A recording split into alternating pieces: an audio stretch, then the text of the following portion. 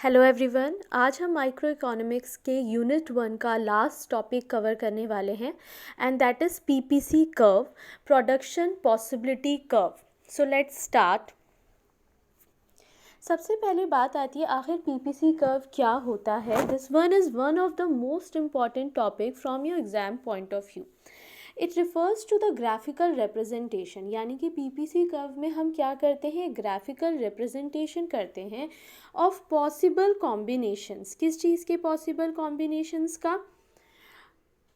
To goods के possible combinations का which can be produced with given resources and technology.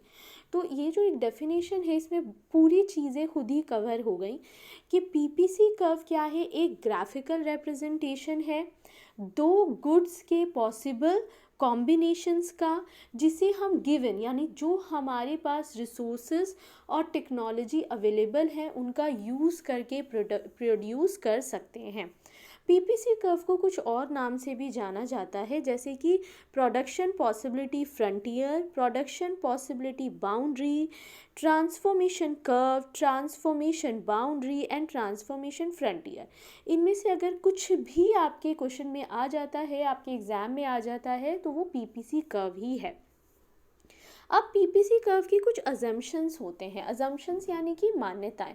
हमें पता है हमारी इकोनॉमी बहुत बड़ी है, एक साथ बहुत सारी रिसोर्सेज का प्रोडक्शन हो रहा है, पर हम पीपीसी कर्व जब हम बना रहे होते हैं तो उसमें हम कुछ अजम्पशन लेकर चलते हैं, जैसे कि रिसोर्सेज आर फिक्स्ड। जो रिसोर्सेज हैं वो बिल्कुल फिक्स्ड हैं, ना तो बढ़ रहे हैं ना ही घट रहे हैं।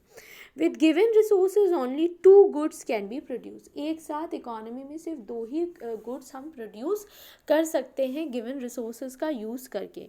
रिसोर्सेज आर फुल्ली यूटिलाइज, पूरी तरीके से यूज़ हो रही है, और technology is assume to be constant. Technology भी कैसी है, बिल्कुल कांस्टेंट है। ये हमारी अजम्पशंस हैं जब हम एक पीपीसी कर्व को ड्रॉ कर रहे होते हैं। तो अब आते हैं प्रोडक्शन पॉसिबिलिटी शेड्यूल।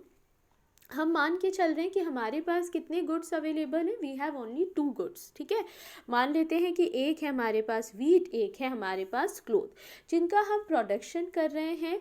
जो भी हमारे पास इकोनॉमी में रिसोर्सेज और टेक्नोलॉजी अवेलेबल हैं उनका यूज़ करके। अब हमें पता है कि जैसे जैसे किसी एक गुड का प्रोडक्शन बढ़ता जाता है तो दूसरे गुड्स का प्रोडक्शन घटता जाएगा, या फिर एक गुड्स का प्रोडक्शन घटता जाता है तो दूसरे गुड्स का हमें प्रोडक्शन बढ़ाना पड़ेगा। क्यों? क्योंकि हमारे पास रिसोर्सेज और टेक्नोलॉजी जो है वो हमारे पास कांस्टेंट है। ठीक है, ना तो वो बढ़ रहे हैं ना ही वो घट रहे हैं। अब मान लीजिए कॉम्बिनेशन ए है, जब हम वीट का प्रोडक्शन करते थे 100 यूनिट्स, उस टाइम पे हम क्लोथ का कोई भी प्रोडक्शन नहीं कर रहे थे, यानी मेरे पास जितनी भी रिसोर्सेज जितनी भी टेक्नोलॉजी थी वो मैं सिर्फ किसके प्रोडक्शन में लगा रही थी, वीट के प्रोडक्शन में। अब क्या हुआ? अब ये हुआ कि मैंने वीट के प्रोडक्शन को थोड़ा सा घटा दिया, तो ऐसी सिचुएशन में मेरा क्लोथ का प्रोडक्शन क्या हो गया, बढ़ गया। फिर मैंने वीट के प्रोडक्शन को 90 से 70 कर दिया और घटा दिया, तो मेरा जो क्लोथ का प्रोडक्शन है वो 2 यूनिट्स बढ़ गया। फिर मैंने वीट के प्रोडक्शन को और घटा दिया, तो ऐसी सिचुएशन में क्लोथ का प्रोडक्शन बढ़ गया। और एक ऐसी सिचुएशन आई जब मैंने वीट के प्रोडक्शन, मतलब मेरे पास जितनी रिसोर्सेज जितनी टेक्नोलॉजी थी उसका इस्तेमाल हमने क्लोथ के प्रोडक्शन में करना शुरू कर दिया, जिसकी वजह से वीट का प्रोडक्शन ज़ीरो हो गया। अब यहाँ पर मैं आपको एक और चीज़ बताना चाहूँगी, जब मैं ये शेड्यूल आपको बता रही हूँ तो इसके अंदर ध्यान से देखिए। आप एक चीज़ देखेंगे, हमारे पास है एमआरटी और MOC, marginal rate of transformation, marginal opportunity cost. अब होता क्या है कि जैसे जैसे मैं वीट का प्रोडक्शन घटाती जा रही हूँ वैसे वैसे क्लोथ का प्रोडक्शन बढ़ता जा रहा है। तो मार्जिनल रेट ऑफ ट्रांसफॉर्मेशन और मार्जिनल अपॉर्चुनिटी कॉस्ट को निकालने का तरीका होता है delta sacrifice divided by delta gain. यानी हम ऊपर लिखते हैं डेल्टा सेक्रीफाइस, नीचे लिखते हैं डेल्टा गेन। अब मैंने वीट के प्रोडक्शन के लिए 10 यूनिट्स का सेक्रीफाइस करा, तो ऐसी सिचुएशन में मैंने कितने यूनिट्स का गेन करा, 1 यूनिट का गेन करा, तो मेरा एमआरटी या फिर एमओसी बन गया 10। उसके बाद मैंने क्या करा, 90 से मैं 70 पर आ गई वीट के प्रोडक्शन में, यानी मेरा डेल्टा सेक्रीफाइस कितना हो गया, 20। लेकिन 1 से मैं किस पर आ गई, 2 यूनिट्स पर आ गई, तो डेल्टा गेन कितना हो गया, 1। फिर मैंने डेल्टा सेक्रीफाइस 70 से 40 करा, तो ऐसी सिचुएशन में डेल्टा सेक्रीफाइस 30 हो गया, और 2 से 3 यूनिट्स हमारा क्लोथ का प्रोडक्शन बढ़ गया, तो डेल्टा गेन 1 अगेन। 40 से 0 होने का मतलब है कि डेल्टा सेक्रीफाइस 40 है, और 3 से 4 होने का मतलब है कि डेल्टा गेन 1 है। तो ऐसी सिचुएशन में मार्जिनल रेट ऑफ ट्रांसफॉर्मेशन, जिसे मार्जिनल अपॉर्चुनिटी कॉस्ट भी कहा जाता है, वो 40 हो जाएगा। यानी हम देख सकते हैं कि हमारा जो मार्जिनल रेट ऑफ ट्रांसफॉर्मेशन या मार्जिनल अपॉर्चुनिटी कॉस्ट है, वो किस डायरेक्शन में जा रहा है, इंक्रीजिंग है। कैसा है, increasing marginal rate of transformation या फिर मार्जिनल अपॉर्चुनिटी कॉस्ट है। किस केस में, प्रोडक्शन पॉसिबिलिटी कर्व के केस में, पीपीसी कर्व के केस में। अब हम देखते हैं कि इसका ग्राफिकल, अभी हमने इसकी डेफिनेशन में पढ़ा था कि इसमें हम ग्राफिकल रिप्रेजेंटेशन करते हैं, तो ये है इसका ग्राफिकल रिप्रेजेंटेशन। एक्स एक्सिस में we have shown cloth and Y axis में वी हैव शोन वीट। जब मेरा वीट पूरी 100 का 100 यूनिट, मतलब जितना मैं प्रोडक्शन कर सकती थी, जितने रिसोर्सेज, जितनी टेक्नोलॉजी थे, वो सारे वीट के प्रोडक्शन में लगाया जा रहा था, तो ऐसी सिचुएशन में वीट का प्रोडक्शन 100 हो रहा था और क्लोथ 0 था। जब मैंने अपना सारी रिसोर्सेज, सारी टेक्नोलॉजी को क्लोथ के प्रोडक्शन में लगाना शुरू कर दिया, तो ऐसी सिचुएशन में वीट 0 हो गया। ये है production possibility curve, point A, point B, point C, point D, point E. Point A से ई तक, यानी प्रोडक्शन पॉसिबिलिटी कर्व के ऊपर अगर कोई भी पॉइंट है तो वो फुल्ली यूटिलाइजेशन ऑफ रिसोर्सेज को दिखाएगा। पर प्रोडक्शन पॉसिबिलिटी कर्व के बाहर अगर कोई भी पॉइंट है, लाइक पॉइंट जेड, ये अनअटेनेबल को दिखाएगा। क्यों अनअटेनेबल, क्यों है, इसलिए अनअटेनेबल है क्योंकि ना तो मेरे पास इतने रिसोर्सेज हैं, ना ही इतनी टेक्नोलॉजी है कि मैं इस जेड पॉइंट को अचीव कर सकूं। अगर कोई भी पॉइंट प्रोडक्शन पॉसिबिलिटी कर्व के अंदर है, लाइक पॉइंट पी, ये अंडर यूटिलाइजेशन को दिखाएगा, यानी मैं अपनी टेक्नोलॉजी और अपने रिसोर्सेज का फुल्ली यूटिलाइजेशन नहीं कर रही हूँ। मीन्स हमारे पास पीपीसी कर्व के साथ 3 केसेस बनते हैं। अगर कोई भी पॉइंट इस पीपीसी कर्व के ऊपर है तो वो फुल्ली यूटिलाइजेशन ऑफ रिसोर्सेज दिखाएगा। अगर कोई भी पॉइंट पीपीसी कर्व के अंदर है तो वो अंडर यूटिलाइजेशन को दिखाएगा, और अगर कोई भी पॉइंट पीपीसी कर्व के बाहर है तो वो अनअटेनेबल को दिखाएगा, क्योंकि इतने मेरे पास रिसोर्सेज और टेक्नोलॉजी है ही नहीं कि मैं इस पॉइंट को अचीव कर सकूं।